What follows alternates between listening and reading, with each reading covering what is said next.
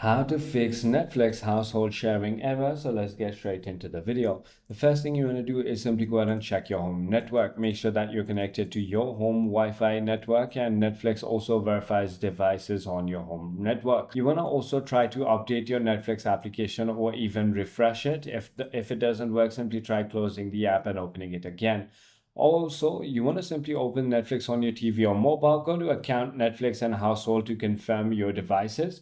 You can also set or update your Netflix home. So you can go to Account, Netflix, Household, and then update Netflix home and connect to your home Wi-Fi and confirm your location. You can also verify your device location. Your device must connect to your home Wi-Fi at least once every 31 days.